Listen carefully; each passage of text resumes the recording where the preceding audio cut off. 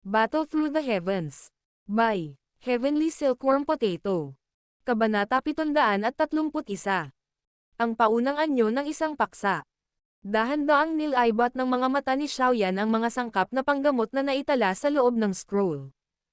Ilang sandali pa ay tumanggo siya at nag-isip ng malalim pagkatapos ibalik ang scroll sa ring. Ang mga panggamot na sangkap na ito ay medyo bihira. Malamang na ang isa ay gumugugol ng maraming oras upang tipunin silang lahat. Tila kailangan niyang hanapin ang Old High tungkol sa usaping may kinalaman sa mga sangkap na panggamot na ito. Palibhas ay nagmamay-ari ng pinakamalaking auction house sa loob ng imperyo, natural na mayroon itong hindi pangkaraniwang mayamang tindahan. Bagamat bihira ang mga sangkap na panggamot na ito, dapat na posible na ipunan ang ilan sa mga ito. Nakahinga ng maluwag si Xiaoyan nang maisip niya ito. Binaliktad niya ang katawan at bumaba sa batong kama bago dahan-daang lumabas ng silid. Kakalabas pa lang niya ng kwarto ay isang babaeng katulong na matagal nang naghihintay sa labas ang nagmamadaling pumasok. Pagkatapos nito, nagsalita siya ng may paggalang. Ikatlong Young Master, sinabi ng First Young Master na imbitahan ka sa sala kung lalabas ka sa silid. Bahagyang tumango si Xiaoyan nang marinig ito. Kinawian niya ang kanyang kamay para paalisan ang babaeng katulong bago humakbang patungo sa sala. Lumitaw si Xiaoyan sa labas ng sala pagkatapos ng halos 10 minuto. Narinig niya ang mga boses ni na Xiaoding at Xiaoli na ipinadala mula sa loob nito. May boses din ng babae na hindi pamilyar sa lugar na ito. Nang makilala ito, malinaw kay Xiaoyan na ang tao sa loob ay tila ang pinakamatandang prinsesa na si Yao Ye mula sa imperial na pamilya. Anong ginagawa niya dito? Pinaikit ni Xiaoyan ang kanyang mga mata bago itinulak ang pinto para pumasok. Sina Xiaoding at Xiaoli ay nag-uusap at nakangiti kasama si Yao Ye sa sala. Inangat nila ang kanilang mga tingin nang marinig nila ang tunog ng isang pinto na tinutulak. Nakita lamang nila si Xiaoyan na pumasok.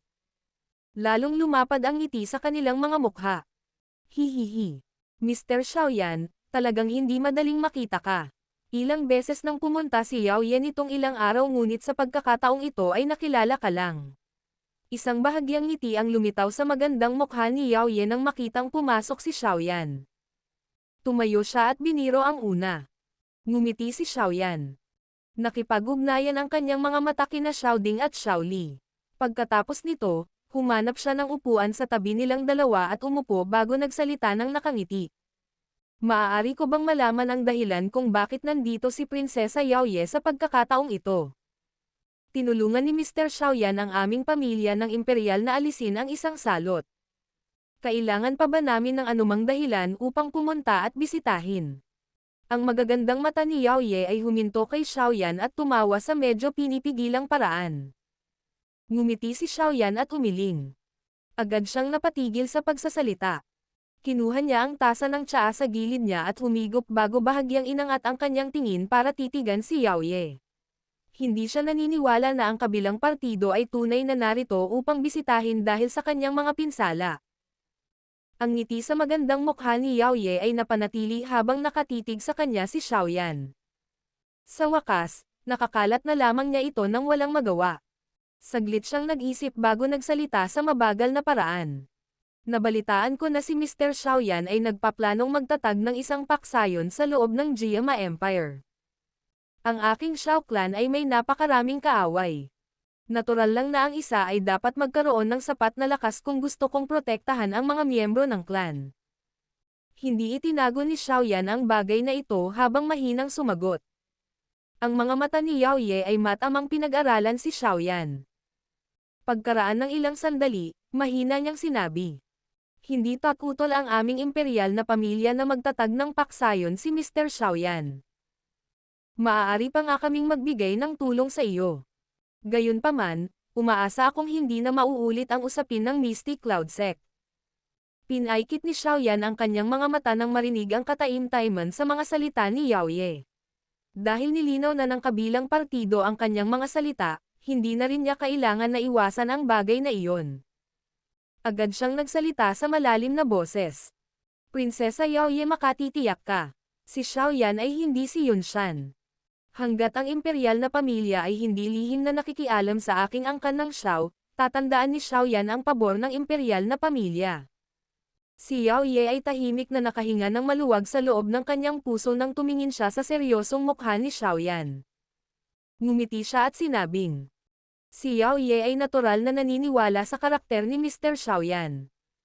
Ngayong nabuwag na ang Misty Cloud Sect, ang Jiama Empire ay nangangailangan din ng isang malakas na paksayon upang maging kinatawan ng Jiama Empire. Sa hitsura ng sitwasyon ngayon, si Mr. Xiao Yan ay natural na ang pinakamahusay na pagpipilian.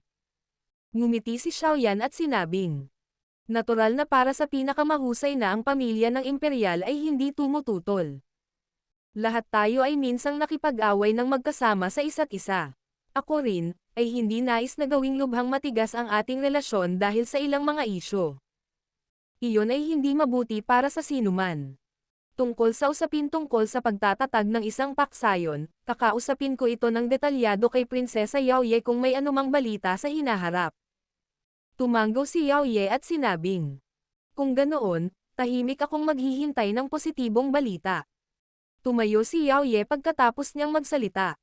Ikinumpas niya ang kanyang kamay at may lumabas na 10 jade box sa ibabaw ng mesa. Ngumiti siya at sinabi, lahat ng mga ito ay mga bagay na hiniling sa akin ng lolo sa tuhod na dalhin sa akin. Mr. Xiao Yan, ikaw mismo ay isang mataas na antas ng alchemist. Sa tingin ko ay hindi dapat magkaroon ng maraming problema tungkol sa mga pinsala sa iyong katawan. Bukod dito, ang mga sangkap na ito sa gamot ay maaaring maging kapaki-pakinabang para sa iyo. May mga bagay pa sa imperial na lungsod kaya't hindi na ako magtatagal. Tumalikod si Yao Ye at dahan-daang umalis nang tumunog ang mga salitang iyon. Ilang sandali pa, nawala siya sa paningin ni Xiao Yan at ng iba pa. Pinaalis ni Xiao Yan si Prinsesa Yao Ye sa kanyang tingin bago siya tumayo at pumunta sa gilid ng mesa. Binuksan niya ang mga jade box na iyon at agad na bumungad ang masaganang halimuyak na panggamot, dahilan upang bahagyang tumaas ang kanyang mga kilay. Talagang mapagbigay ang pamilya ng imperial. Mukhang ang pamilya ng imperial ay walang masyadong salungatan sa bagay na ito. Ngumiti si Xiao Yan at nagsalita habang ang kanyang tingin ay sumulyap sa mga jade box. Bagamat ang kasalukuyang Xiao Yan ay hindi natatakot sa imperial na pamilya kapag inihahambing ang mga eksperto, ngunit ang huli ay isang aktwal na controller ng isang bansa. Medyo mahirap pa rin kung makipag-away sa kanila. Hindi naman sa wala silang masyadong contradiction sa ideya, ngunit ito ay dahil maraming mga eksperto sa tabi ni Xiao Yan na kanilang kinatatakutan. Kung hindi, tiyak na ginawa nila ang lahat ng kanilang magagawa para pigilan tayo. Tumawa ng mahina si Xiao Ding. Ang imperial na pamilya ng Jiama Empire ay natural na mas natatakot at maingat pagkatapos ng usapin ng Misty Cloud Sect. Bahagyang napangiti din si Xiao Yan matapos marinig ang usapan ng dalawang tao.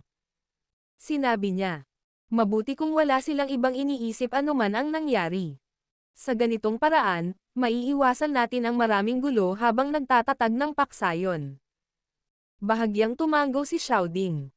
Agad siyang nagsalita sa mabagal na paraan. Para sa pagtatatag ng paksayon na iyong nabanggit, iminumungkahi kong tipunin mo ang ilang malalaking angkan sa loob ng imperyo at ang Alchemist Association at bumuo ng isang paksayon ng alyansa. Sa ganitong paraan, ito ay magbibigay daan sa paksayon na lumawak ng malaki sa loob ng maikling panahon. Maiiwasan din ito ang mga yugto ng pagsisimula at ang pinakamahirap na mga hakbang.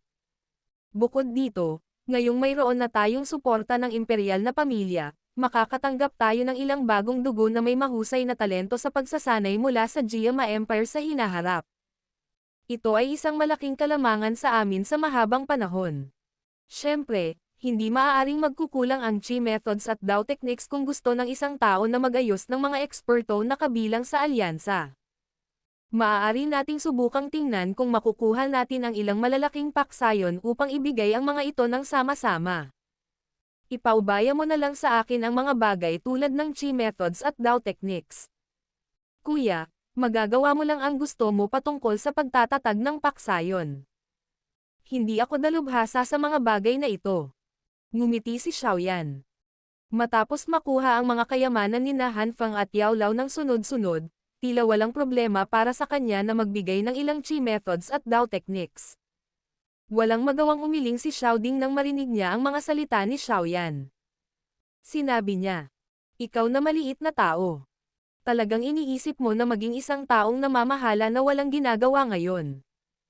Tama ba? Kumusta ang iyong mga pinsala? Dapat ay ganap akong gumaling pagkatapos ng ilang araw." Nakangiting sagot ni Xiaoyan. Nakahinga ng maluwag sina Xiaoding at Xiaoli nang marinig ito. Itinaas ng huli ang kanyang ulo at tumawa. "Baka pumunta ako sa Black Corner region kapag gumaling na ang iyong mga sugat. Total, kailangan ko pang pamahalaan ang Xiaogate doon. Kung hindi, lahat ng nasa Xiaogate ay aalis na sa susunod na pagbalik ko." Oo, mula sa sinabi ninyong dalawa, na ang Xiaogate ay nagtataglay ng ilan sa mga pinakasariwang individual na ibinibigay ng Jianan Academy. Tiyak na magiging malakas ang potensyal nito sa hinaharap. Bagamat magulo ang Black Corner region, malaki ang kikitain mula rito. Kung posibleng palawakin ang Xiaogate sa hinaharap at matagumpay na sakupin ang isang partikular na posisyon sa loob ng Black Corner region, malamang na ito ay magiging isang nakakatakot na paksayon. Sa sandaling maghintay tayo hanggang sa umunlad ang paksayon sa loob ng Jiama Empire sa hinaharap at pagkatapos ay pagsamahin ang dalawa, tiyak na makakalaban natin ang mga pangkat na nasa unang antas sa loob ng kontinente ng Daoqi. Inihayag ni Xiaoding ang kanyang iniisip. Bahagyang tumanggo din si Xiaoyan. Ang mga mag-aaral na nakapagtapos sa Inner Academy ay kadalasang mga taong may mahusay na talento sa pagsasanay. Kung posible na tipunin sila at gawin silang mga subordinate, malamang na sila ay isang piling puwersa na may maraming potensyal.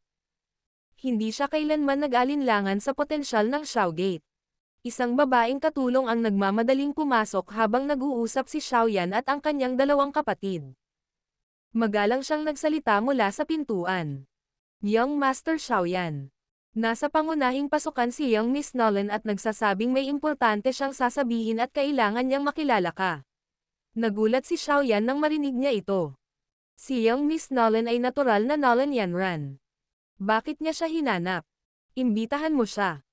Sumili ang pag-aalinlangan sa kanyang mga mata habang marahang utos ni Xiaoyan. "Ah, si Nolan Yanran ba? Kung pag-uusapan, hindi pa namin nakita ni Kuya itong taong muntik nang maging hipag." Biglang malamig ang boses ni Xiaoli habang nakatingin sa likuran ng babaeng katulong na umalis. Tila nagdamdam siya sa kung paano kinansela ni Nolan Yanran ang engagement noon. Ang mga sama ng loob ay nalutas na 3 taon na ang nakakaraan. Hindi na kailangang itago ito sa iyong puso. Kumunat ang noo ni Xiaoding at nagsalita sa malalim na boses. Tila hindi siya nasisiyahan kay Xiaoli sa pagbanggit nito sa harap ni Xiaoyan. Nagkibit balikat si Xiaoli at tumigil sa pagsasalita. Napasandal siya sa upuan at tamad na dumaan ang tingin niya sa pangunahing pasukan. Naghintay saglit ang 3 tao sa hall bago dumating ang babaeng katulong kanina. Sa likod niya ay isang maganda at bahagyang nakikitang figure. Huminto ang 2 figure sa pasukan. Yumuko at umatras ang babaeng katulong na iyon habang dahan-daang lumapit si Nolan Yanran na ang katawan ay nababalot ng kulay ulap. Ang kanyang tingin ay dumaan sa 3 tao sa sala bago tuluyang huminto kay Xiaoyan na may medyo magulong ekspresyon. "Young Miss Nolan, may dahilan ba para bisitahin mo ang Xiao clan?" Dahan-daang ibinaba ni Xiaoyan ang kanyang tasa ng tsaa. Bumaba ang mata niya habang nagsasalita. Kinagat ni Nolan Yanran ang kanyang ibabang pulang labi gamit ang likod ng kanyang mga ngipin sa mukha nitong malamig at walang pakialam na paraan ni Xiaoyan. Sa wakas ay ibinuka niya ang kanyang bibig pagkaraan ng ilang sandali. "Nais ng guro na makita ka sa huling pagkakataon." "Makita ako sa huling pagkakataon." Naningkit ang mga mata ni Xiaoyan. Dahan-dahan niyang kinuyam ang kanyang kamao at ang kanyang boses ay unti-unting naging makapal at malamig. "Mas mabuting huwag mong sabihin sa akin na may ginawa siyang kalokohan. Sinabi ko na sa iyo na mahahanap ko pa rin ang lahat ng mga disipulo ng Mystic Cloud Sect sa kabila ng pagkalat nila." Nagsalubong ang mga kilay ni Nolan Yanran. Sinabi niya, "Hindi gagawin ng guro ang ganoong uri ng bagay. Sumunod ka sa akin kung gusto mo siyang makita. Maaaring walang anumang pagkakataon sa hinaharap kung ayaw mo. Hindi na hinintay ni Nolan Yanran na sumagot si Xiaoyan pagkatapos niyang magsalita. Tumalikod na siya at naglakad palabas ng mansion. Napakunot ng noo si Xiaoyan.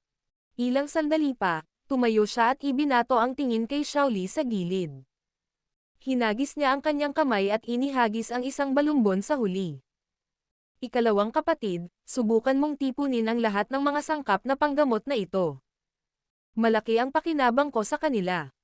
Huwag kang mag-antala. Nagulat si Xiaoli nang matanggap niya ang scroll. Nakita niya ang pagkislap ng tingin ni Xiaoyan at tila may naintindihan. Agad siyang tumango nang hindi nag-iiwan ng bakas. Nagsalita si Xiaoyan ng ilang salita sa kanilang dalawa pagkatapos ibigay ang scroll kay Xiaoli. Agad niyang sinundan si Nolan Yanran palabas ng mabilis na yabag. Ang mga salitang binitiwan niya ay naging sanhi ng tahimik na pagmumukha nito. Ano na naman kaya ang naisip niyang gawin? Battle Through the Heavens. Kabanata 732. Mga paraan ng paghihiwalay. Lumipad si Nolan Yaran sa isang tiyak na direksyon palabas ng lungsod nang umalis siya sa angkan ng Xiao. Bahagyang nagkunot si Xiaoyan at sumunod sa likuran. Hindi nabawasan ang kanyang bilis kahit lumipad na palabas ng kabisera. Sa halip, lumipad siya sa direksyon ng Misty Cloud Mountain. Saglit na nag-isip si Xiaoyan nang makita niya ito bago nagpatuloy sa pagsunod. Sa kanyang kasalukuyang lakas, hindi niya kailangang mag-alala na baka maglaro si Nolan Yanran. Bagamat ang huli ay nasa tuktok din ng klase ng dawang, si Xiaoyan ay may kumpiyansa na papatayin siya sa loob ng 10 palitan kung talagang lalaban sila. Lumipad sila sa itaas ng napakalaking kapatagan na parang hinahabol nila ang mga bituin at buwan hanggang sa lumitaw sa kanyang paningin ang mamba na ulap na bundok, na tumagos sa kalangitan. Ang bilis ni Xiaoyan ay nadagdagan. Pagkaraan ng ilang sandali, sumunod siya malapit sa likod ni Nolan Yanran at lumitaw sa Misty Cloud Mountain. Nakatayo sa hangin ang figure ni Xiaoyan. Nilaybot ng kanyang tingin ang bakanteng sekta sa ibaba. Sa sandaling ito, wala kahit kaunti ang kasiglahan ng nakaraan sa kasalukuyang Misty Cloud Sect. Wala kahit kalahating figure ng tao ang makita habang dumaan ang hangin sa taglagas. Ang bukas na lupa ay magulo at lalo na't mukhang malungkot. Sa oras na dumaan ang tingin ni Xiaoyan sa eksenang ito, ang tingin ni Nolan Yanran ay nakatingin sa ibaba na may gulat na tingin. Ilang sandali pa, bumuntong hininga siya at agad na hindi napigil ang tumingin kay Xiaoyan na may galit na galit. Nagsalita siya sa malalim na boses. Nasiyahan ka ba pagkatapos na gawing ganito ang mga bagay? Malamig ang tingin ni Xiaoyan habang sinusulyapan ang medyo galit na si Nolan Yanran. Ang kanyang boses ay kalmado habang sinasabi niya. Sasabihin mo pa ba ito kung nakita mo kung paano pinatay ang aking Xiao clan ng Misty Cloud Sect hanggang wala nang natira? Napahinto si Nolan Yanran at hindi umimik. Narinig niya kay Yunyun kung gaano kadugo at kabanggas ang Misty Cloud Sect. Gayunpaman, nang makita niyang ang dating abalang sekta ay naging mapanglo, ang kanyang puso ay hindi nakaramdam ng labis. Huminto ang mga mata ni Nolan Yanran sa bata, Maislan, mapayapang mukha ni Xiaoyan. Isang bahagyang ripple ang lumitaw sa kanyang mga mata.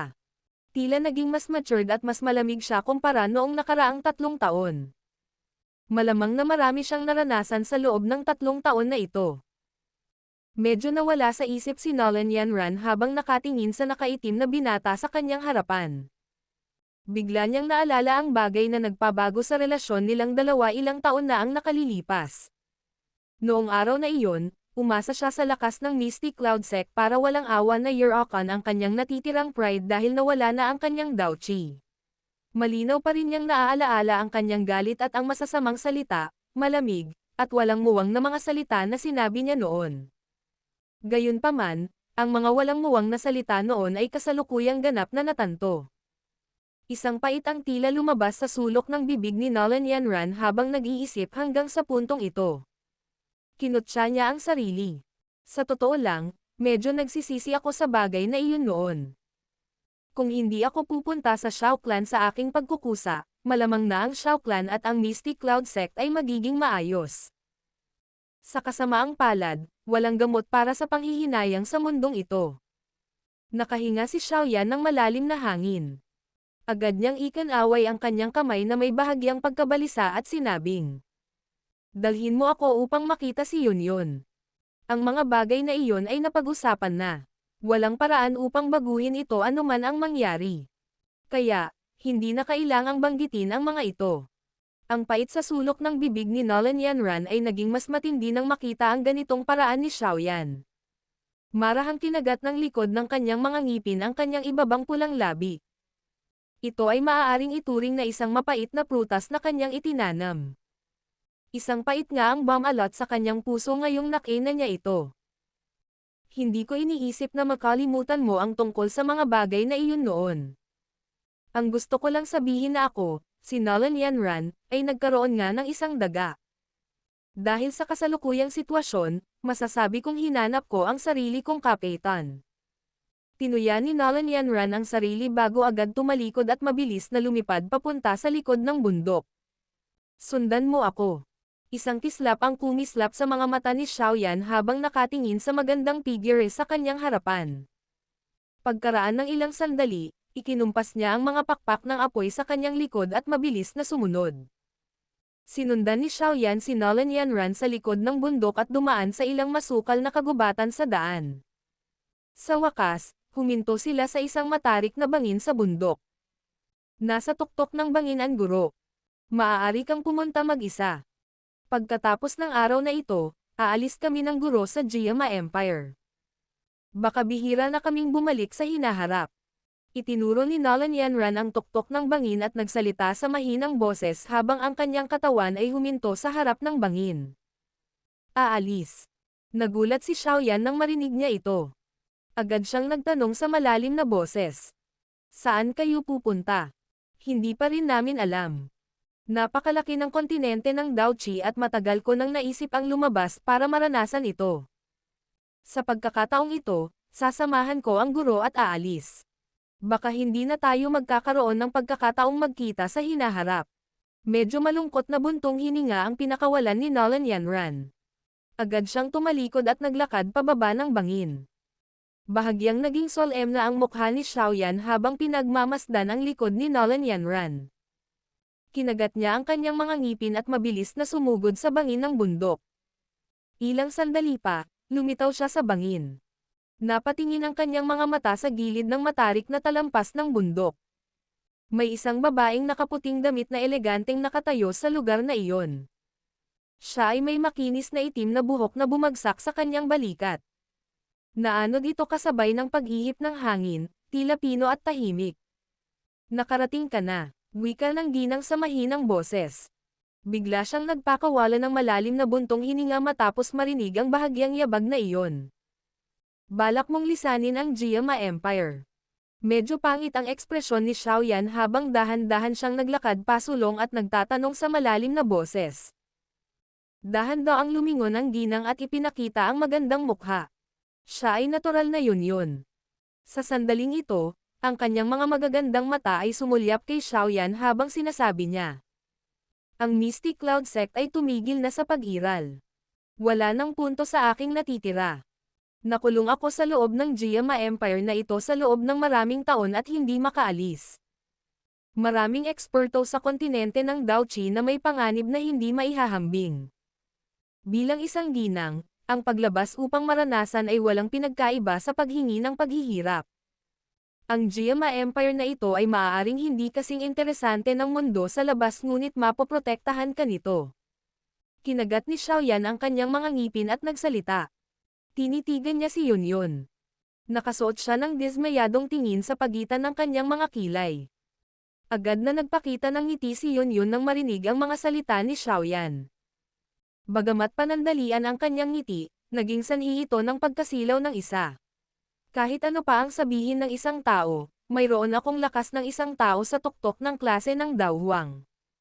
Paano ako magiging mahinang babae nang walang kahit na lakas na pigilan ang isang manok? Bahagyang umiling si Yun. Ang kanyang maningning na mga mata ay tumingin kay Xiaoyan habang mahinang sinabi. Nagawa mo na ang Mystic Cloud Sect sa ganitong paraan. Alam kong ginagawa mo ito para sa paghihiganti matapos ang pagtatangka ng Mystic Cloud Sect na lipulin ang iyong Xiao Clan. Ang pagbuwag ng Misty Cloud Sect ngayon ay maituturing na paghihiganti. Hindi ako napupuot sa iyo kahit na namatay na ang guro sa iyong mga kamay. Kung ganoon bakit aalis ka pa? Napakunot ng noo si Xiaoyan. Bahagya siyang nag-alinlangan bago nagsalita. Kasalukuyan akong nagkukulang ng ilang makapangyarihang eksperto sa tabi ko. Kung talagang hindi mo ako kinamumuhian, maaari kang manatili at tulungan ako. Ang ningning sa kanyang matingkad na mga mag-aaral ay nagsimula ng husto kay Xiaoyan. Tumalikod na lamang ito matapos bahagyang namula ang mukha ng huli. Malumanay ang boses ni Yun habang nagsasalita. Sa katunayan, hindi ako napupuot sa iyo. Gayunpaman, sa huli ako ang sect leader ng Misty Cloud Sect. Kahit na wala na ang Misty Cloud Sect, naikuyom ni Xiaoyan ang kanyang kamao ng mahigpit. Isang galit ang bumungad sa kanyang mga mata. Naunawaan niya ang kahulugan ni Yun. Talagang hindi niya kinasusuklaman ang pagsira sa Misty Cloud Sect. Gayunpaman, dahil sa kanyang natatanging katayuan, hindi siya maaaring manatili sa tabi nito. Dahil sa aking katayuan at posisyon, dapat kong gawin ang aking makakaya upang makapaghiganti. Gayunpaman, dapat mong malaman na kahit na mayroon ako ng kakayahan na iyon, wala akong pusong kumilos. Dahil ito ang kaso, pinakamahusay na umalis. Malungkot ang boses ni Yun habang tumugon siya. Madilim ang ekspresyon ni Xiaoyan. Napakatigas ng ulo ng babaeng ito. Nabalitaan ko na balak mong magtatag ng paksayon sa loob ng Jiama Empire. Ang nakolekta ng Misty Cloud Sect sa loob ng maraming taon ay narito. Wala na itong gaanong gamit sa akin ngayon. Ibibigay ko ito sa iyo. Nakangiti si Yun habang nakatingin sa ekspresyon ni Xiaoyan. Dahan-dahan siyang humakbang, dala ang mabangong hangin. Agad niyang inilagay ang dark green na singsing sa kamay ni Xiaoyan. Mahigpit na hinawakan ni Xiaoyan ang storage ring.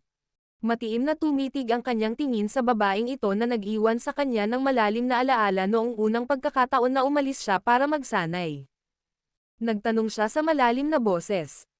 Kailangan mo na ba talagang umalis? Tiningnan ni Yun ang maselang, gwapo, batang mukha mula sa malapit. Isang kahinahunan ang bumungad sa kanyang mga mata. Nagkaroon ng kaunting lambot at mas maturity sa loob nito kumpara sa 3 taon na ang nakakaraan. Brat, lumaki ka na talaga. Hihihi. Ngayong naging ganito na ang Misty Cloud Sect, gusto ko na ring lumabas at mamasyal. Baka babalik ako ulit kapag naayos ko na ang problema sa puso ko. Sa pagkakataong iyon, malamang na hindi kita tatanggihan kung gusto mo pa rin akong manatili at tulungan ka. Dahan-daang inabot ni Yun ang kanyang maselang kamay at marahang hinaplos ang mukha ni Xiaoyan habang nagsasalita siya sa malumanay na boses. Ang mukha ni Xiaoyan ay unti-unting naging maamo nang maramdaman niya ang malambot na haplos na ipinadala mula sa kanyang kamay. Parang wala siyang kahit katiting na nararamdaman sa babaeng nasa harapan niya. Minsan, iniisip ko na kung mas matapang ka sa kuwebo ng bundok noon at hindi pinansin ang mga banta ko, baka ngayon. Biglang tumawa ng mahina si Yun habang ang kanyang mga mata ay nakatitig kay Xiaoyan. Biglang inabot ni Xiaoyan ang kanyang kamay habang kumikislap ang kanyang mga mata. Niyakap niya ang maselang baywang na iyon at bamulong. May ipinahihiwatig ka ba? Isang mahinang matangkad na pamumula ang bumungad sa maputlang nyebe na mukha ni Yun nang pilit na niyakap ni Xiaoyan. Marahan siyang pumiglas saglit ngunit mas lalo siyang niyakap ni Xiaoyan. Kaya lang isukol ni Yun ang kanyang pakikibaka pagkatapos ng walang saysay na pagtatangka na humiwalay. Binaliktad niya ang kanyang kamay at isang malalim na asol na inner vest ang lumitaw sa kanyang kamay. Dahan-dahan niyang idiniin ang vest sa dibdib ni Xiaoyan at mahinang nagsalita. Ito ang unang bagay na ibinigay ko sa iyo. Sa orihinal, ito ay punit-punit ngunit maingat kung inayos ito. Kahit na wala na itong gaanong silbi sa iyo ngayon, maaari mo pa ring hawakan ito ng maingat. Kung hindi, huwag mo akong sisihin sa pakikipagtalo sa iyo kung hindi mo ito magawang alisin kapag bumalik ako sa Jiama Empire sa hinaharap. Nagulat si Xiaoyan habang nakatingin sa vest na nakadikit sa kanyang dibdib. Ang mga pangyayaring nakapaligid sa kanya sa nakaraan ay nagsimula ring mag-flash ng paisa-isa sa ulo ni Xiaoyan sa paraang parang torrent. Bahagyang bumaba ang kanyang tingin habang pinagmamasdan ang banayad na pakiramdam na nakapaloob sa medyo gumagalaw nitong mga mata. Isang salpok ang umusbong sa kanyang puso. Pilit niyang hinawakan sa baba ng huli ang payat na puti niebe. Pagkatapos nito, ang kanyang bibig ay nakatatak sa kanyang malambot, magandang tumutulo pulang labi. Nagkaroon lang si Yunyun ng isang mahinang hiyawan ng palihim na inatake ni Xiaoyan bago siya pinigilan. Kumatok ang maselang kamay nito sa harap ng dibdib nito ngunit malambot at mahina ito. Walang kahit kititing na puwersa sa loob nito. Kalimutan mo na ito. Sa anumang kaso, malapit na akong umalis. Gagawin ko lang ang gusto mo kahit minsan. Mahinang bamantong hininga si Yunyun sa kanyang puso habang nakapikit. Ang kanyang mahigpit na nakasaradong bibig ay dahan-daang ibinuka at pinayagan ang dominanteng pag-atake ng kabilang partido. Isang lalaki at babae ang mahigpit na magkayakap sa bangin ng bundok. Naglalabas sila ng isang pakiramdam na magdudulot sa puso ng isang tao na makaramdam ng nagniningas na init. Ang maselang kamay ni Nolan Yanran ay marahang samandal sa batong pader sa isang gilid ng talampas ng bundok. Komplikado ang kanyang tingin habang nakatingin sa lalaki at babae na magkayakap sa malayo. Ilang sandali pa, nagpakawala siya ng ngiti ng mapanglo habang tahimik na umatras. Battle Through the Heavens. Kabanata 733. Buong pagbawi. Hindi napigilan ni Xiaoyan ang pag-alis ni Yunyun. Ito ay dahil malinaw niyang nauunawaan sa loob ng kanyang puso na sa kabila ng hindi gaanong pagkamuhi ni Yunyun sa pagkawasak ng Misty Cloud Sect, sa huli ay siya ang pinuno ng sekta ng Misty Cloud Sect kahit ano pa ang sabihin ng isang tao. Imposibleng wala siyang nararamdamang kaunting sama ng loob. Kasabay nito, maaaring naisip niyang manatili sa tabi ni Xiaoyan upang tulungan siya, ngunit bahagyang nakaramdam pa rin siya ng pagtutol sa ganoong ideya. Ang pagtutol na ito ay nagmula sa kanyang damdamin sa Misty Cloud Sect. Nagmula ito sa maraming taon na inayos siya ng Misty Cloud Sect. Marahil bahagi ng dahilan kung bakit gustong umalis ni Yunyun sa Jiama Empire sa pagkakataong ito ay upang lutasin ang paglaban na nararamdaman niya sa kanyang puso. Nabanggit niya na makakabalik siya sa araw na mailagay niya ang Misty Cloud Sect sa kaibuturan ng kanyang puso nang hindi ito ibinabalik. Hindi naging mahirap para kay Xiaoyan na pilitin na pananatilihin si Yunyun dahil sa kanyang kasalukuyang lakas at sa mga eksperto sa tabi niya. Siya ay may espesyal na damdamin para kay Yunyun. Ang mga bagay na iyon sa loob ng Magical Beast Mountain Range noong bata pa siya noon ay mga bagay na nahihirapan siyang kalimutan. Ang mga magagandang pangyayari na naganap sa loob ng kuweba ng bundok ay magiging sanhi ng kanyang puso na malabo na kumikilos sa pinakamaliit na alaala mula sa mga araw na iyon. Kaya naman, hindi niya pinigilan si Yunyun para payagan siyang lutasin ang buhol sa kanyang puso. Nanatili si Xiaoyan sa Misty Cloud Mountain sa loob ng 3 araw. Sa wakas ay tumigil na sa pagkaantala si Yunyun sa umaga ng ika-4 na araw. Natatakot siya na kung patuloy siyang mananatili sa tabi nito, magkakalat ang mahirap na pag-iisip ng pag-alis. Kaya naman, dinala niya si Nolan Yanran at tahimik na umalis habang nagsasanay si Xiaoyan na nakapikit. Si Yunyun, na tahimik na umalis, ay hindi namalayan na si Xiaoyan, na mahigpit na nakapikit, ay dahan-daang bumukas nang lumingon siya. Maamo ang kanyang tingin habang tinitingnan ang gumagalaw na figurang iyon, ngunit hindi siya umimik para pigilan siya, pinapanood ang paglukso nito sa langit. Sa wakas, nawala na siya sa paningin niya. Tahimik na naging madilim ang ekspresyon ni Xiaoyan sa panahong tahimik na nawala si Yunyun sa paningin ni Xiaoyan. Iniabot niya ang kanyang kamay at kinuha ang deep blue armor vest na nakatupi ng maayos sa kanyang tagiliran. May bahagyang bango ang naiwan dito. Natunton ng daliri ni Xiaoyan ang maliliit na linyang iyon sa gilid ng armor vest. Lalong yumaman ang pagiging malambing sa kanyang mga mata. Ang panloob na vest na ito ay nagligtas sa kanya ng ilang beses noon. Napakaraming mga fragment ang nalaglag noong mga panahong pinrotektahan siya nito. Sa wakas, ang mga fragment na ito ay tahimik at mapait na hinanap ni Yunyun bago muling inilagay sa vest. Siyempre, ang ilan sa mga imposibleng mahanap dahil sa iba't ibang dahilan ay masusing inayos ni Yunyun gamit ang parehong material. Bagamat ang panloob na vest na ito ay personal na bagay ni Yun na lagi niyang pinananatili malapit sa kanya at nauwi sa isang maliit na relasyon dito, ang pagtatangkang hanapin ang maliliit na fragment na iyon sa loob ng napakalaking Geama Empire na ito ay mangangailangan ng isa na palawakin ang isang hindi kapanipaniwalang dami ng pagsisikap. Kaya naman, ang puntong ito ay nagdulot kay Xiaoyan na isuko ang anumang sama ng loob mula sa nakaraan. Nagpakawala ng malalim na buntong hininga si Xiaoyan matapos itago ang inner vest sa kanyang storage ring. Agad siyang tumayo at tumingin ang kanyang tingin sa direksyon kung saan nawala si Yun. Ilang sandali pa ay bamulong siya. Mag-iingat ka. Nanginginig ang mga balikat ni Xiaoyan matapos siyang tumahimik sandali. Isang pares ng jade green na firewing ang bumungad sa kanyang likod. Gamit ang banayad na flap, agad siyang sumugod sa direksyon ng kabisera. Ang mga pinsala ni Xiaoyan ay hindi inaasahang gumaling sa 3 araw na ito. Ilang beses niyang naramdaman ang hadlang sa klase ng Daowang habang binabawi ang kanyang Daoqi. Gayunpaman, ito ay isang pakiramdam lamang. Ang isang tunay na tagumpay ay hindi lumitaw. Ang kahirapan sa pagtatangkang magtagumpay sa klase ng Daowang ay higit na lumampas sa inaasahan ni Xiaoyan. Sa kabila ng dumaan siya sa isang malaking labanan sa buhay at kamatayan kasama si Yun Shan, may natitira pa ring puwang. Si Xiaoyan ay hindi masyadong nababalisa tungkol dito. Ito ay dahil malabo niyang alam na hindi magtatagal bago siya makapasok sa klase ng Daohuang. Marahil, ang kailangan lang ay isang bahagyang pagkakataon ng swerte at ang tagumpay na iyon ay natural na darating. Daohuang.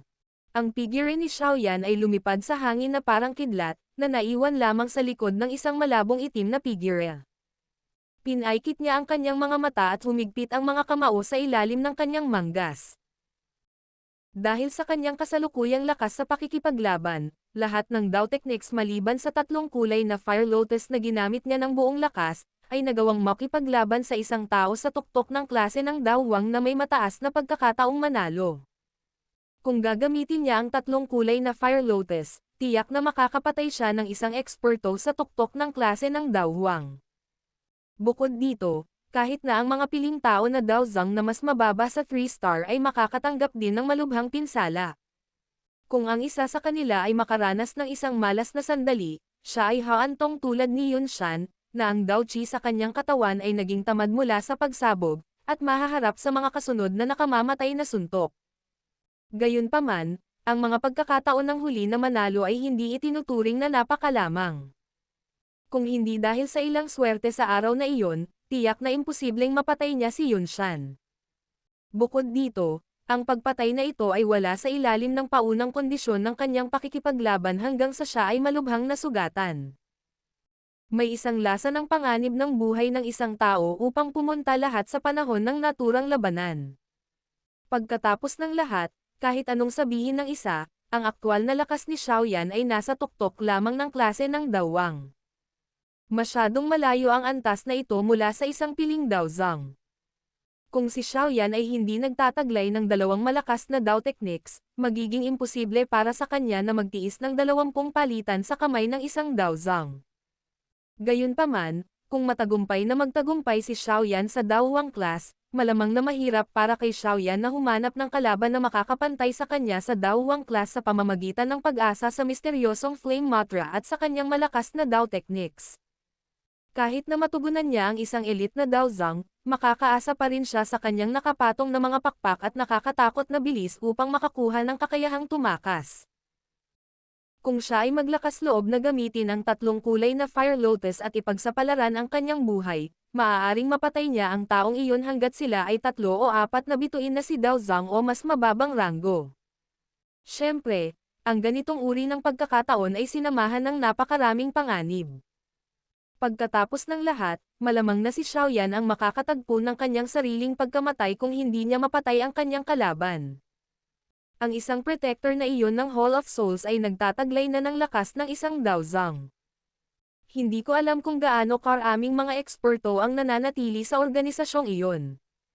Mukhang kailangan kong maabot ang pinakamataas ng klase ng Daohuang o maging ang klase ng Daozang upang iligtas ang guro. Kung hindi, hahayaan ko na lang ang sarili ko na mahuli iyon, sa wakas. Umihip ang mabangis na hangin sa tabi ng mga tainga ni Xiaoyan habang ang mga tanawin sa ibaba ay lumipas habang ang kaisipang ito ay umiikot sa loob ng kanyang puso. Sinabi din ni Zon'er bago siya umalis na hindi ako maaaring pumunta at hanapin siya bago maabot ang lakas ng isang Daozang. Sa tingin ko ang lakas ng kanyang angkan ay hindi mas mababa sa Hall of Souls. Ang landas na ito ay tila napakahaba. Mahinang bumantong hininga si Xiaoyan sa loob ng kanyang puso. Unti-unting naging determinado ang kanyang ekspresyon. Kinailangan ni Xiaoyan na maglagay ng napakalaking pagsisikap upang maging isang tao na tinitingala ng lahat ng mga eksperto sa loob ng Jiama Empire matapos kutsain bilang basura ng kanyang angkan. Ito ay isang bagay na ang isang ordinaryong tao ay nahirapan gawin ito. Mahirap ang lahat sa simula. Dahil nalampasan na niya ang pinakamahirap na panahon, hindi na niya kailangan pang umatras o makaramdam ng kahit katiting na takot. Ang kasalukuyang siya ay hindi na ang binata at ignorante mula noon. Ama, Guro, Zon'er, hintayin mo ako. Hindi ka bibiguin ni Xiaoyan. Nakahinga si Xiaoyan ng malalim na hangin. Ang kanyang mga balikat ay nanginig at ang jade green na mga pakpak ng apoy ay naging mas siksik. Ang bilis niyang lumipad sa sandaling ito. Sa wakas, nag-transform siya sa isang itim na kidlat habang lumilipad siya sa napakalaking kabisera na lumitaw sa kanyang paningin. Lumipad si Xiaoyan patungo sa kabisera at nagpakita sa kalangitan sa itaas ng Xiao Mansion makalipas ang ilang sandali. Umikot ang kanyang katawan at mabilis siyang bumaba. Kumikislap ang ilang figure ng tao sa madilim na sulok ng Xiao Mansion habang bumababa ang katawan ni Xiaoyan mula sa langit sa itaas ng Xiao Mansion. Ang mga sandata na naglalaman ng malamig na kislap ay kumikislap sa kanilang mga kamay, naglalabas ng siksik at malamig na kinang. Gayunpaman, ang mga itim na figurang ito ay nagmamadaling lumabas sa kadiliman, na handang pigilan ang hindi inanyayahang bisitang ito, ng isang malakas na aura ang bumaba mula sa langit. Pinigilan nito ang kanilang mga katawan na malapit ng lumundag. Isang mahinang boses din ang sabay na ipinadala sa pandinig ng lahat. Hindi na kailangang mataranta. Ako ito. Sa wakas ay tumigil ang mga itim na figure matapos marinig ang pamilyar na boses na ito. Lumuhad sila sa isang tuhod at binati ang binata na nakasuot ng itim, na nakabitin sa langit. Agad silang lumiit pabalik sa kadiliman sa paraang parang multo matapos maging sanhi ng pagpasok ng buong Xiao Mansion sa isang defensive state. Ang mga subordinate na ito na inayos ng pangalawang kapatid ay talagang magaling. Ang kanilang madugong aura ay may pambihirang lakas sa pakikipaglaban. Sa kanilang pagprotekta sa Xiao Mansion, malamang na ang isang ordinaryong eksperto ay mahihirapang panghimasukan ito. Sa harap ng isang mas malakas na tao, nandoon pa rin sina Medusa, Ziyan, at ang iba pa. Kahit sino ay tiyak na makikilala sa pagpasok. Bahagyang lumiwanag ang tingin ni Xiaoyan habang nakatingin sa mga itim na figure, na lumiit sa kadiliman, habang mahinang bumubulong sa sarili. Nang biglang naalala ni Xiaoyan si Ziyan sa kanyang puso, bigla niyang naalala na talagang hinarang ng batang babae na ito si Protector Wu pagkatapos na tumaas ang kanyang lakas mula sa paglunok sa espiritu ni Yunshan. Ito ay talagang medyo pambihira. Dapat malaman na ang isang dagok mula kay Protector Wu sa kondisyong iyon ay malamang na kahit na ang mga eksperto sa pinakamataas na klase ng Daowang tulad ni Hai Badong at Jie Xingtian ay hindi mangangahas na madaling tanggapin. Ngunit ang babaeng ito ay talagang natanggap ito ng direkta. Bukod dito, hindi siya nakatanggap ng anumang pinsala maliban sa pakiramdam ng bahagyang panghihina. Mukhang ang orihinal na anyo ng babaeng ito ay talagang pambihira gaya ng nabanggit ng guro. Kapag nakapasok na ako sa klase ng Daowang, magkakaroon ako ng kaunting kumpiyansa sa pagpino ng body transforming pill. Sa oras na iyon, tiyak na pipinuhin ko ang isa para sa kanya at tingnan kung ano talaga ang pagiging orihinal niyang anyo para magkaroon ng ganoong kakayahan. Dama po ang figure ni Xiaoyan sa Xiao Mansion. Pagkatapos nito, lumipat siya sa maliit na daanan at nakarating sa labas ng sala ilang sandali pa. May tunog ng isang pag-uusap na mahinang ipinadala mula kay Xiaoding at sa iba pa. Bahagya siyang ngumiti at binuksan ang pinto para makapasok. Si Xiaoyan, na biglang nagbukas ng pinto para makapasok, ay naging sanhi ng pagkagulat ni na Xiaoding at Xiaoli. Agad silang natuwa at lumapit. Kung patuloy kang mananatili sa malayo, kinailangan naming anyayahan ang Old High na pumunta sa Misty Cloud upang hanapin ka. Tinapik ni Xiaoli ang mga balikat ni Xiaoyan at walang magawang nagsalita. Ngumiti si Xiaoyan. Wala siyang binanggit na nangyari sa 3 araw na ito. Bumaling ang kanyang tingin kay Xiaoding habang nagsasalita siya ng mahinang tumawa. Kuya, maaari nating anyayahan si Chairman Fama at ang mga pinuno mula sa malalaking angkan bukas. Oras na para itatag ang paksayon na magpoprotekta sa ating Xiao clan. Lumiwanag ang saya sa mga mata ni Xiaoding nang marinig niya ito. Sinabi niya, ganap ka na bang gumaling mula sa iyong mga pinsala? Ngumiti si Xiaoyan at tumanggo. Tiningnan niya ang masayang mga mata ng 2 tao at mahinang bumulong sa kanyang puso. Malalampasan ng angkan ng Xiao ang Misty Cloud Sect at magiging pinuno ng Jiama Empire na ito. Ama, tutuparin ko ang iyong hiling. Battle Through the Heavens. Kabanata 734. Alyansa. Nang unti-unting natatakpan ng mainit na sikat ng araw ang buong kabisera kinabukasan, ang pasukan sa Xiao Mansion na nakaupo sa gitna ng kabisera ay patuloy na tumanggap ng mga tao mula sa iilang pinakamalakas na paksayon sa loob ng kabisera. Nakita ng maraming tao ang sandata na kumakatawan sa iba't ibang paksayon na humihinto sa pasukan mula sa malayo. Naramdaman nila na may malaking pagbabagong magaganap sa loob ng Jiama Empire. Ang depensa ng buong Xiao clan ay hindi pangkaraniwang mahigpit ngayon. Ang sinumang tao na hindi mula sa angkan na naglalakad malapit dito ay agad na makaakit ng higit sa 100 mata. Kung ang sinumang dumating ay nagpakita ng kahit katiting na ilegal na aktibidad, malamang na ang taong iyon ay makakakuha ng maraming pag-atake. May isang malaking meeting room na nakaposisyon sa gitna ng Xiao Mansion. Hindi gaanong makapasok sa lugar na ito. Mayroong ilang mga tao doon, ngunit sila ay katumbas ng pinakamalakas na ilang paksayon sa loob ng Jiama Empire. Gayunpaman, ang tensyon sa loob ng silid ay hindi kasing tense gaya ng inaasahan. Ilang tao lang ang maaaring pumasok sa silid na ito at kinakatawan nila ang pinakamalaking paksayon sa loob ng Jiama Empire.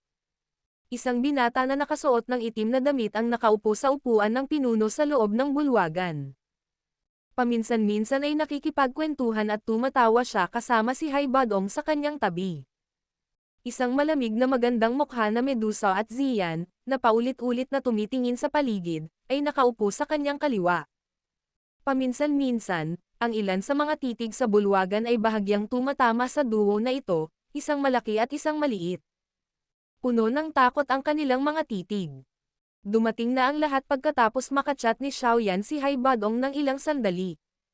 Noon lang siya tumigil sa pakikipag-chat at dahan-daang inilibot ang kanyang mga mata sa buong silid. Agad na napahinto ang kanyang mga mata sa figure ng isang ginang at isang matandang lalaki sa isang gilid ng circular table. Ngumiti siya at sinabing, hindi inaasahan na maging sina Jia Lao at Prinsesa Yao Ye ay dumating ngayon. Talagang mahalagang bisita kayo. Natawa si Jia Xingtian nang marinig ito. Ang aming imperial na pamilya ay natural na kailangang lumapit at makiisa sa kasiglahan ng isang malaking bagay. Napagmasdan namin kung paano itatag ang pangalawang henerasyong Misty Cloud Sect sa Jiama Empire. Ang kanyang tingin ay dumaan sa Medusa at Ziyan sa tabi ni Xiaoyan nang sabihin niya ang mga salitang ito. Isang matinding takot ang bumungad sa kanyang mga mata. Ngumiti si Xiaoyan. Dahan-dahan siyang tumayo at inilibot ang tingin sa buong kwarto. Ang mga pribadong pag-uusap sa loob ng malaking bulwagan ay nabawasan sa kanyang tingin at maraming mga mata ang nakatutok sa kanya. Dahil ang lahat ay natipon na, magsisimula kaming talakayin ang ilang mga opisyal na bagay.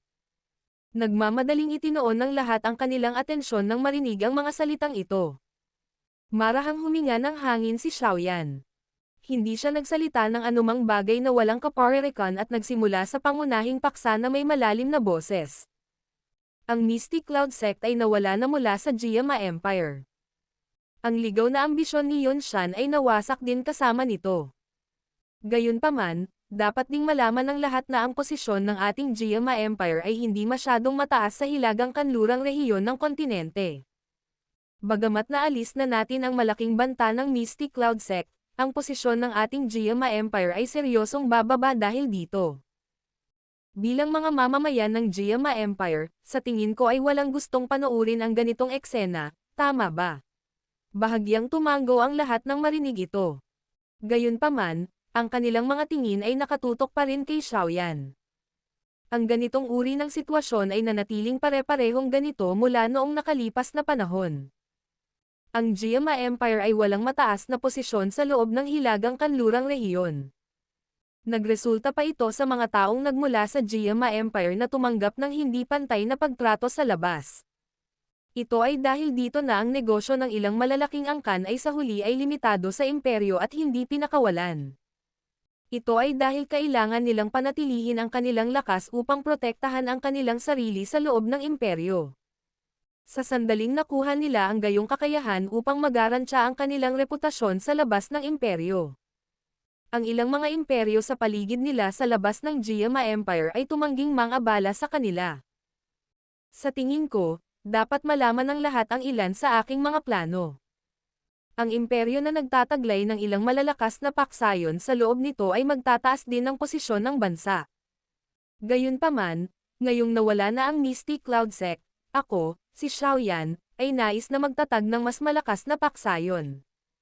Biglang naging matigas ang tingin ni Xiaoyan habang nagsasalita sa malalim na boses. Ang pag-asa ko sa pagtitipon ng lahat ng narito ngayon ay ang lahat ay sumali sa alyansang ito.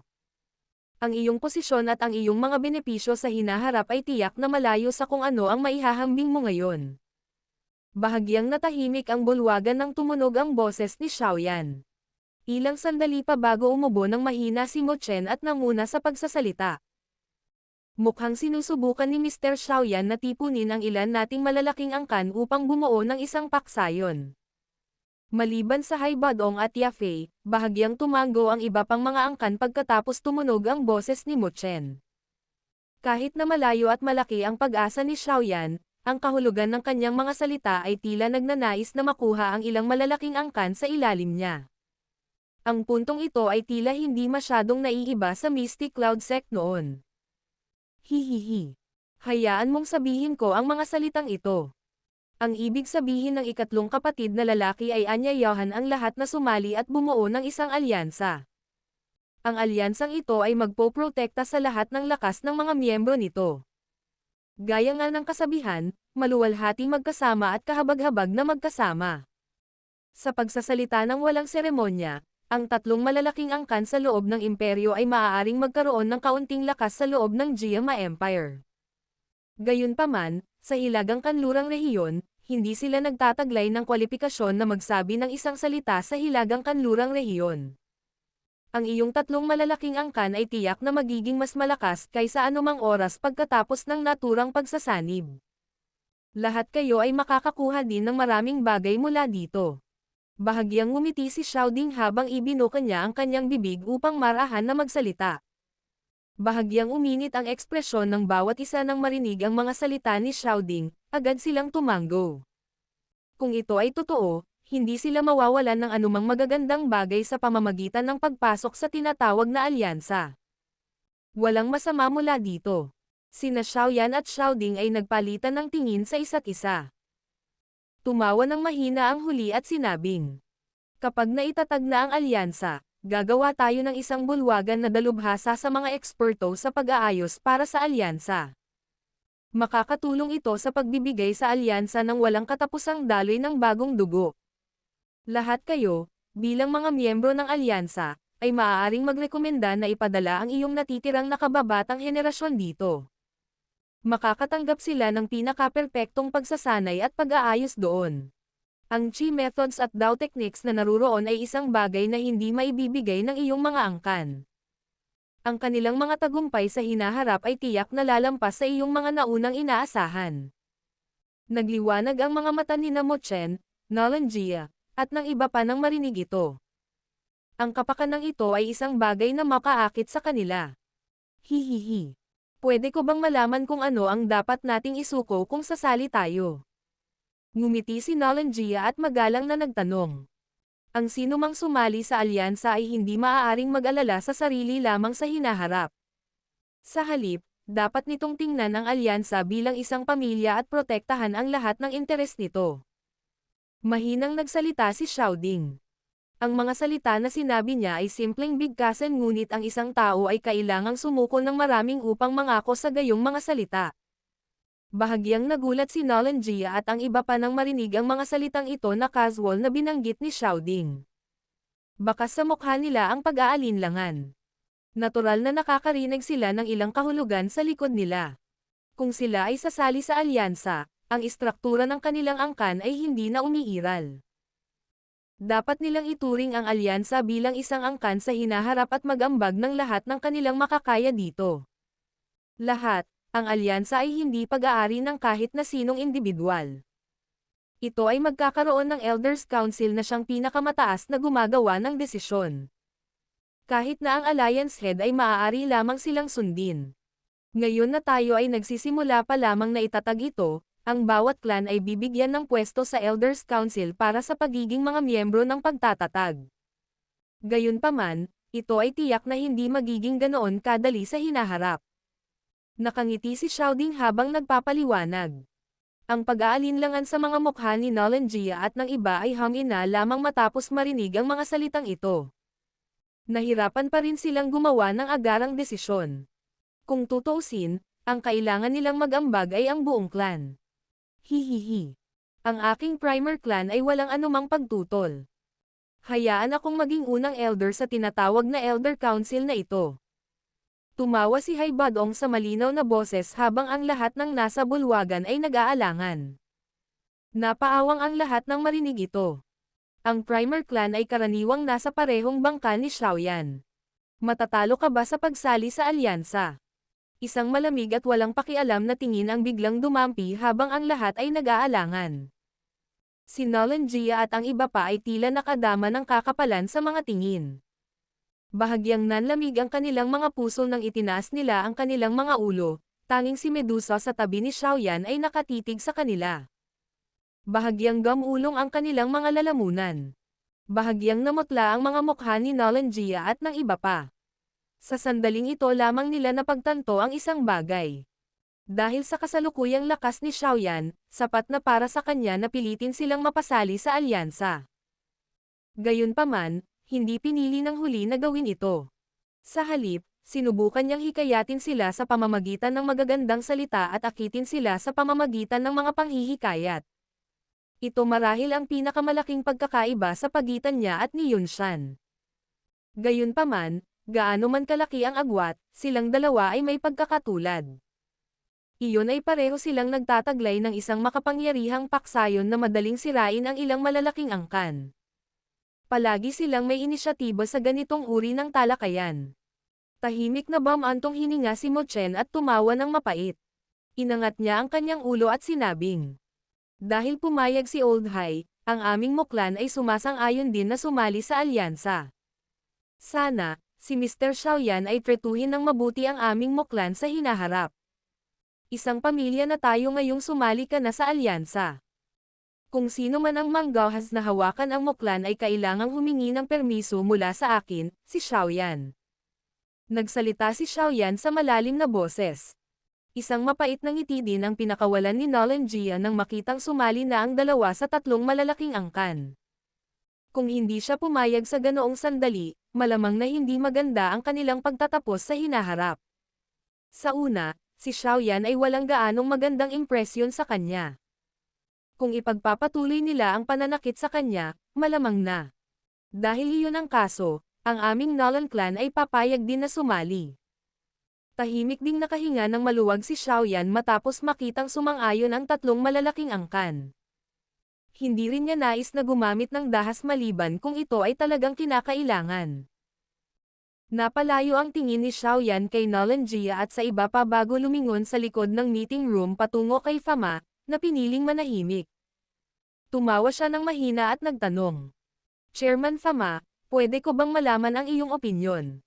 Mapait na tumawa si Fama sa kanyang puso nang marinig ang mga salita ni Xiaoyan. Dumating pa ang kanyang turn at talagang hindi na siya makatakas. Munting kaibigan na si Xiaoyan, ang aming Alchemist Association ay iba sa isang angkan. Ang asosasyon ay walang masyadong mahigpit na mga paghihigpit. Maraming mga alchemist na librera ang Alchemist Association ay hindi maaaring kumatawan sa kanilang pinili. Kaya, napabuntong hininga si Fa Maria. Pinaikit ni Xiaoyan ang kanyang mga mata. Diretso ang tingin niya kay Fa Maria. Kahit alam niyang nagsasabi ng totoo ang huli, hindi pa rin niya intensyon na sumuko sa Alchemist Association. Ito ay dahil ito ang pangkat na kanyang pinahahalagahan. Kaya naman, kinailangan niyang makuha ang asosasyon ng Alchemist upang makapasok sa alyansa anuman ang mangyari. Sa mga Alchemist na ito, ang lakas ng alyansa ay mabilis na tataas sa hinaharap. Gaano man ito sabihin ng isang alchemist ang pinakamahalaga at pinakapambihirang hanap buhay sa kontinente ng Daochi. Kaya naman, hindi siya dapat sumuko sa samahan ng alchemist. Ito ang pinakamahalagang layunin sa maraming iba pang mga plano. Battle Through the Heavens. Kabanata 735. Yan Alliance. Ang walang magawang ekspresyon sa mukha ni Fama ay lalong yumaman sa ilalim ng pagtutok ng tingin ni Xiaoyan.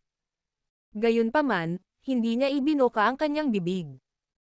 Ang alyansa na binanggit ni Xiaoyan ay maaaring lubhang kaakit-akit, ngunit ang reputasyon na taglay ng asosasyong ito sa Jiama Empire ay mas mababa lamang kaysa sa Mystic Cloud Sect.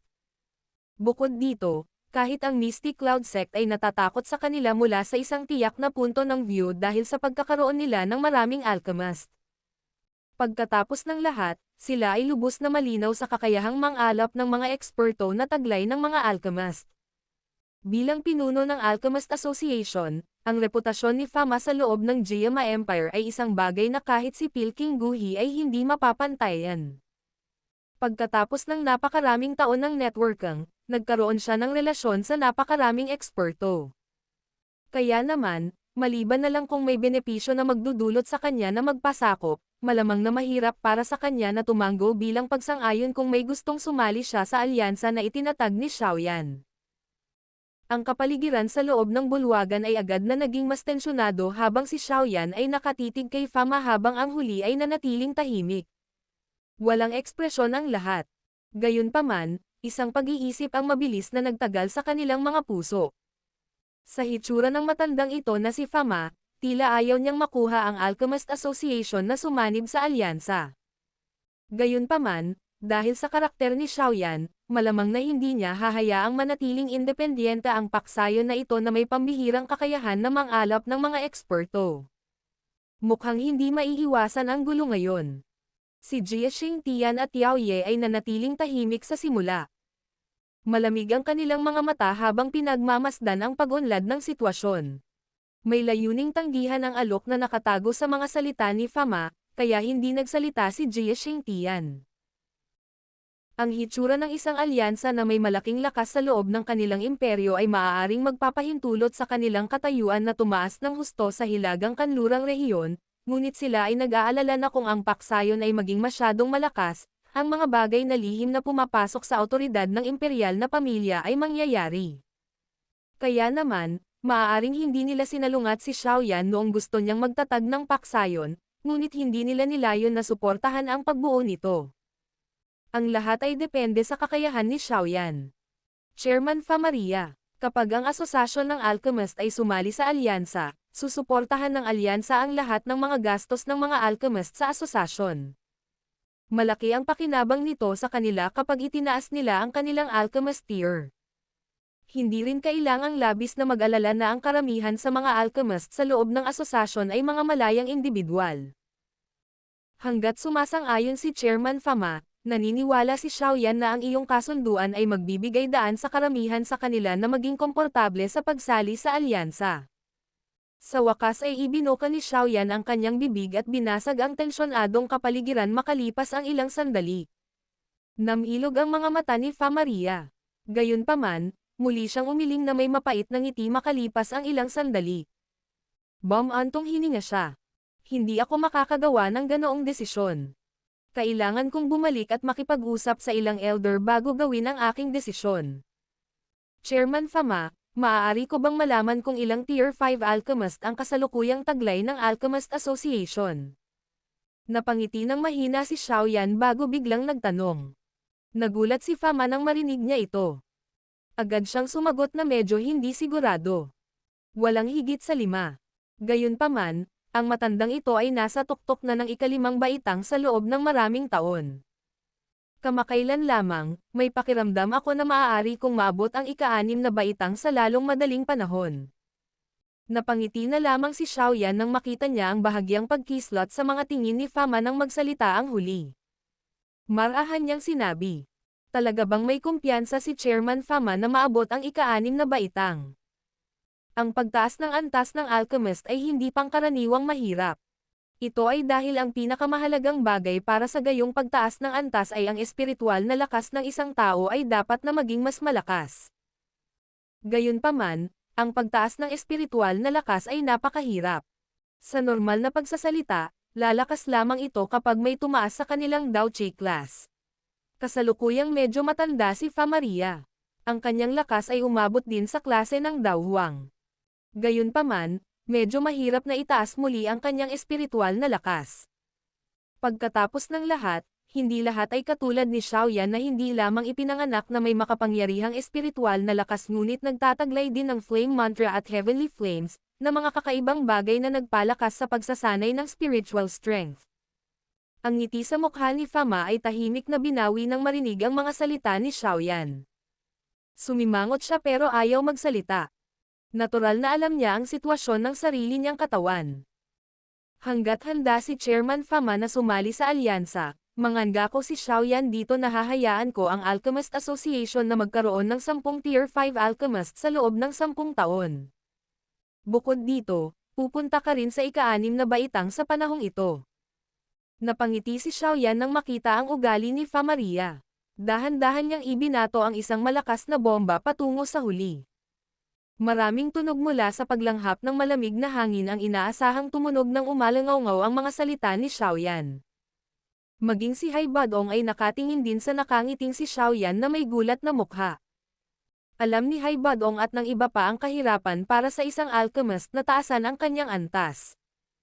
Kaya naman, lahat ng kanilang mga mukha ay nakatingin kay Xiaoyan na may pagtatakang tingin nang marinig nilang sinabi ni Xiaoyan na ang Alchemist Association ay magkakaroon ng 10 Tier 5 Alchemist at isang Tier 6 Alchemist sa loob ng 10 taon. Isang katawa-tawang pakiramdam ang tahimik na lumitaw sa kanilang mga puso. Mas alam ni Fama ang kahirapan sa pagtaas ng antas ng isang tao kumpara sa bahagyang karanasan ng Hai Badong at ng iba pa. Kaya naman, natigilan din ang kanyang mukha habang nakatingin kay Xiaoyan. Matagal bago siya unti-unting naka-recover. Ang kanyang ekspresyon ay kakaiba habang nagsasalita. Munting kaibigan na si Xiaoyan, bagamat ang mga salita mong ito ay lubos na nakaantig sa aking puso, hindi ba't medyo hindi ito makatotohanan. Si Xiaoyan ay nagsimulang makipag-ugnayan sa Pale Refinement sa edad na 13. 7 taon na lamang ang nakalipas mula noon ngunit naabot ko na ang ika-6 na baitang. Sa pamamagitan nito, naniniwala ako na walang mag-iisip na ako ay nagbubuga ng kalokohan, tama ba? Mahinang sagot ni Xiaoyan. Bahagyang nanliit ang mga mata ng lahat sa hall. Isang gulat na tingin ang bumungad sa mukha ni Fa Maria. Palagi niyang iniisip na si Xiaoyan ay nakipag-ugnayan sa mga medicinal pills mula pa noong siya ay bata pa, gayunpaman, ngayon ay narinig niya itong sinabi. Sa loob ng 7 taon, siya ay naging mula sa isang binata na ganap na ignorante tungkol sa medicinal refinement hanggang sa Tier 6 Alchemist Grandmaster na siya ngayon. Kung totoo man ang sinabi niya, talagang nakakatakot ang ganitong bilis. Gayunpaman, ang kanyang guro ay ang matandang senior na iyon.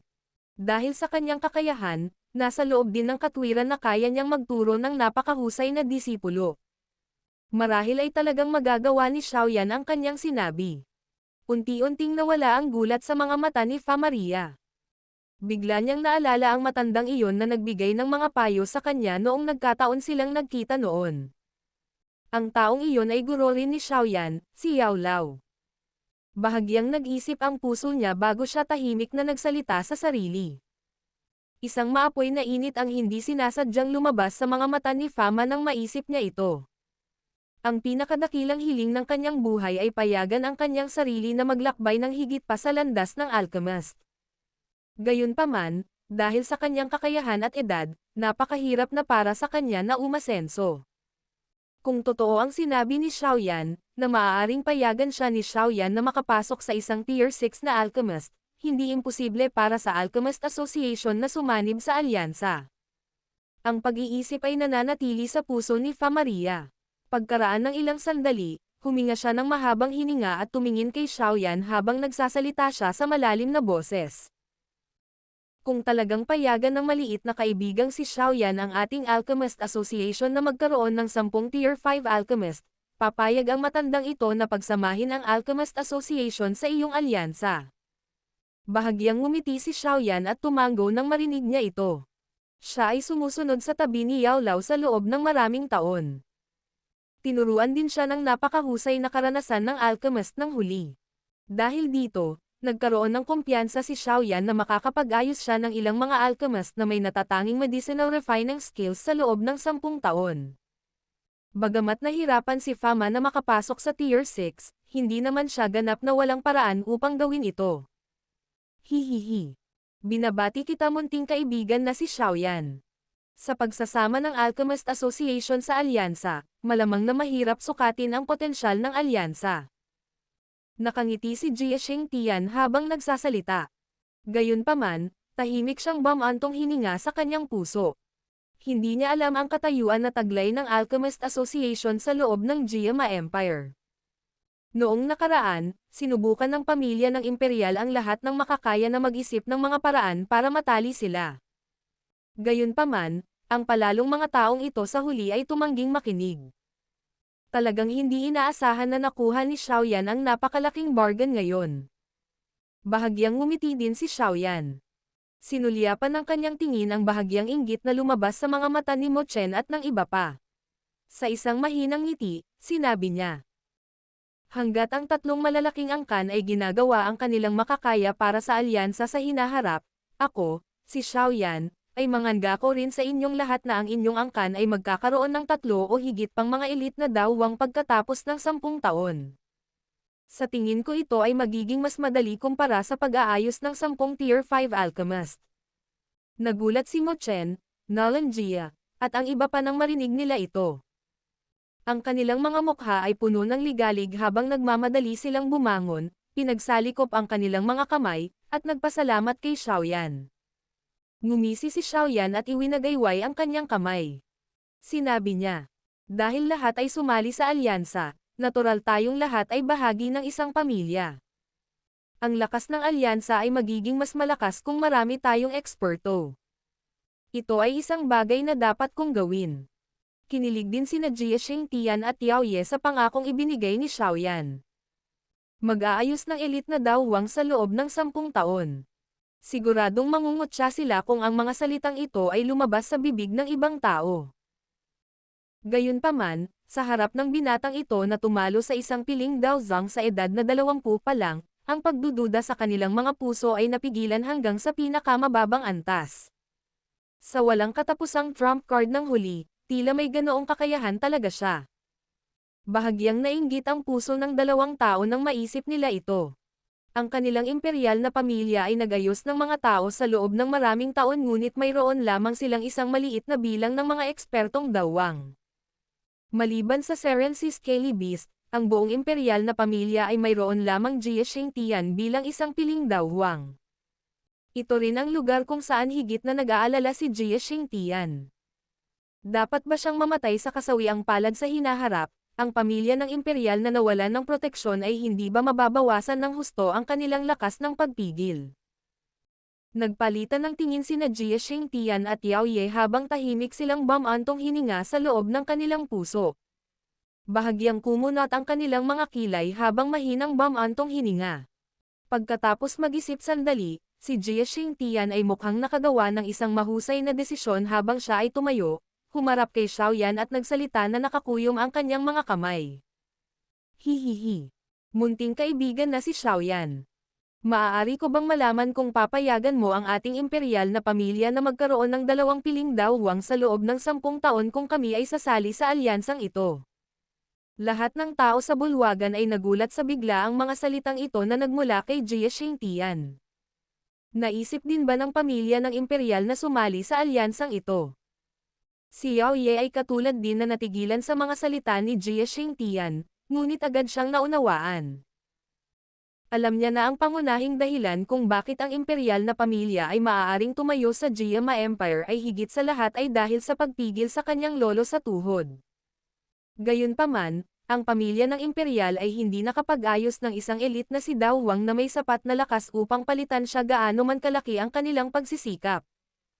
Kaya, ang lahat ay nag-aalala na ang posisyon ng imperial na pamilya ay mauwi sa isang suntok sa sandaling mamatay si Jie Xingtian. Ang isang tunay na dalubhasa ay palaging sumasakay sa itaas ng anumang imperyo sa kontinente ng Daoqi. Ang isang piling tao na si Dao Huang ay nagawang lumaban sa isang ordinaryong hukbo na binubuo ng 10,000 individual. Ang kanyang malakas na mapanirang lakas ang nagpasya sa kanilang posisyon. Bukod dito, sa medyo mahinang imperyo na ito tulad ng Jiama Empire, sapat na ang isang piling Dao Huang upang maimpluwensyahan ang tagumpay o pagkatalo sa isang labanan. Medyo nagulat si Xiaoyan habang pinag-aaralan niya si Jie Xingtian. Ang mga aksyon ng kabilang partido ay lampas sa kanyang inaasahan. Hindi niya akalain na ang pangako niya sa 3 malalaking angkan ay talagang gagalaw din sa matandang ito. Ilang saglit ang sorpresa bago siya nagpakita ng ngiti sa kanyang mukha at tumanggo. Sinabi niya. Likas na tatanggapin ni Xiaoyan ang kaisipang ito na mayroon si Jie Lao. Hanggat ang pamilya ng imperial ay kayang ilabas ang mga taong tunay na nagtataglay ng talento, gagawin ni Xiaoyan ang lahat ng aking makakaya. Tumawa ng malakas si Jie Xingtian nang marinig niya ito. Gayunpaman, nakahinga ng maluwag ang kanyang puso. Marahil ang pagtitiwala sa alyansang ito ay lalong magpapatibay sa posisyon ng kanilang imperial na pamilya. Hihihi. Dahil alyansa ito, binigyan mo ba ito ng pangalan? Bahagyang ngumiti si Xiaoding. Nagpalitan siya ng tingin kay Xiaoyan bago mahinang sumagot.